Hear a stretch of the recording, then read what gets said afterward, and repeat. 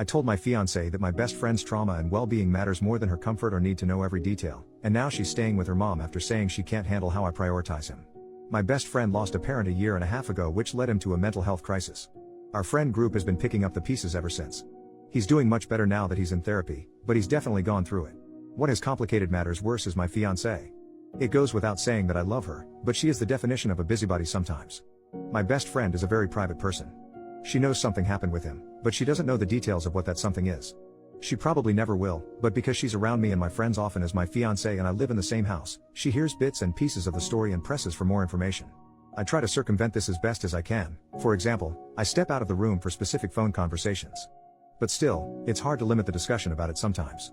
If it's necessary, we bring it up and she's around in person. We'll refer to the Nolan situation without giving specifics. Nolan will also stop by my place at night when he can't sleep. This doesn't happen all that often, maybe twice a month. He'll text me or call me saying he's outside. I'll go sit with him and maybe smoke a little bit, then he'll head home. I'll wait up until I know he got home safely, then I go back to sleep. My fiancée hates this. She claims the phone calls always wake her up. They don't. She just sometimes happens to wake up for the bathroom while I'm outside, and that me not being in bed is alarming. This brings us to last night. Nolan stopped by, and when I came back inside, my fiancée said she was putting a stop to it. She said all the sneaking around is making her paranoid. She doesn't feel like she can properly trust me or be a part of my friend group without knowing the details, and that Nolan needs to stop relying on me so much. I told her that no matter whether we're married, dating, whatever, she will never have any ownership over my friend's trauma, and that she was never going to be able to order me around in regards to it. I also said her comfort was less important than someone's actual physical well-being. She was obviously hurt by this and went to stay with her mom after work today. Did I go too far by saying that to her? Edit, she knows Nolan lost a parent, she doesn't know the aftermath beyond the statement he had a mental health crisis. And yes, he has specifically asked me not to tell her. Edit number 2, the next day, this is not something we talk about constantly in front of her.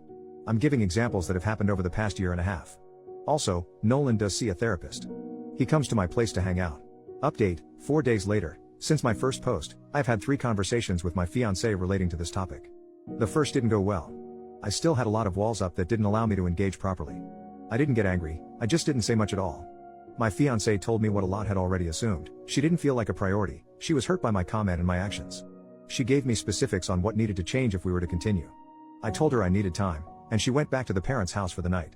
I took this night alone to truly think over the things she had requested, no more late night visits and other harsh boundaries being put into place, and tried to imagine a life where that happened. The second conversation was much more impactful. I took feedback I was given here, which mainly centered around honesty and apologies.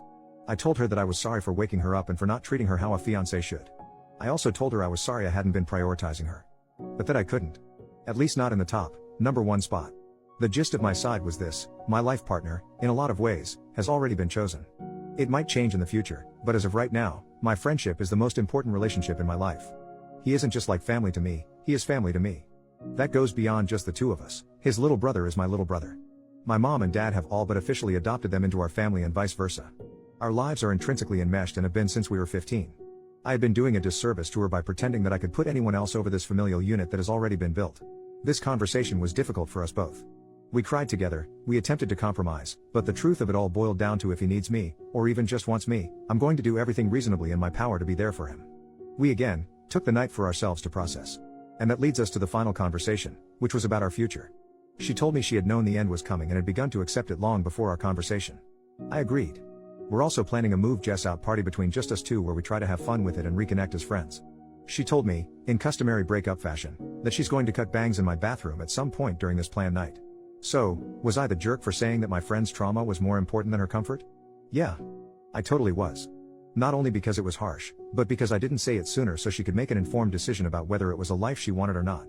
Now she gets that. I feel gracious and humbled by her forgiveness and understanding, and thankful to commenters who provided insight. Edit to add, no, I'm not planning any more romantic relationships for a while. 2. My number 1 priority is Nolan, not my entire family.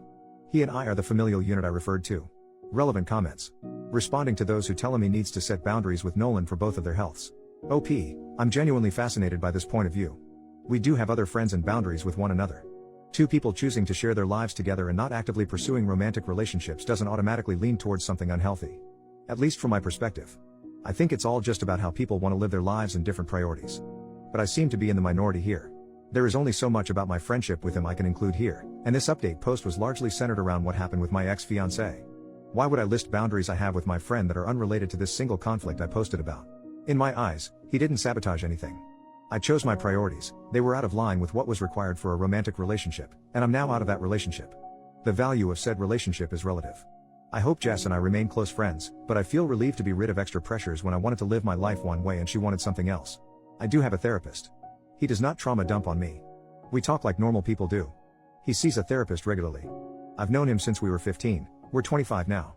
Commenter number 2, dude, why get engaged in the first place? OP, the engagement was a spur of the moment event when I had been drinking.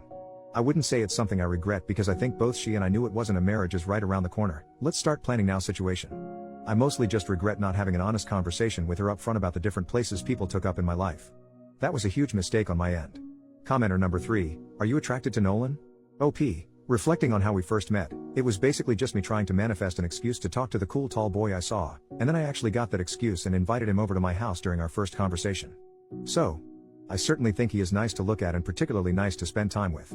I don't typically think that hard about my interactions with most men other than him. OP then makes a comment on moving forward. I'm just letting things happen as they happen at this point. If he and I do move back in together, though, I think I'm going to just start telling people we're together no matter what, if he's comfortable with it, of course. There's too many people who don't get that I do not want a romantic relationship in any shape or form going forward, outside of this, and if this whole thing has taught me anything, it's that I don't want to be stuck answering questions about it my entire life. Lol. OP when asked about his ex-fiancée, she's the one that suggested we remain friends. I came into things wanting to be completely honest. Other than that, the ball was in her court. If she wanted to forgive me, never see me again, whatever. That was purely up to her. Will it continue on past her moving out? I don't know. But I do know I'm very glad we're not ending on a totally sour note. One more thought from OP, as I said in other comments, I think I worded the original post wrong because people are assuming I put him on the same level as my parents or siblings and that isn't the case. I honestly think people would have had a more positive reaction if I had said I've been with Nolan this whole time, jokes on everyone. Then I made a mistake proposing to my fiancée, I'm now single and can admit I feel emotionally fulfilled by this person. He is my life partner and I choose to share my life with him while also having other friends and family as well who don't fall into that category of intensity. Because half of the responses are that's so weird. You have to be screwing with the person you put number one in your life. He and I have spoken and are in agreement. He's asked me to come to one of his therapy sessions so we can further discuss and I finally agreed and we set a date to make that happen. Most of the comments on the post I made on my own page, which has since been deleted, were we don't care about Nolan, we just want to make sure your fiancée is good. But now that I've affirmed that she's okay, we're going our separate ways, it's the opposite. I don't know. The update was focused on her for a reason. Edit, OP had a few deleted comments that I did not include here because I could not tell if he was trying to troll the people who were asking questions or not. But, because some questions have come up a few times in this Baru post, here is one of his deleted comments. Someone asks a very stereotypical intimate life question about him and Nolan. OP says, I've got metaphorical leash holder in my bio for a reason.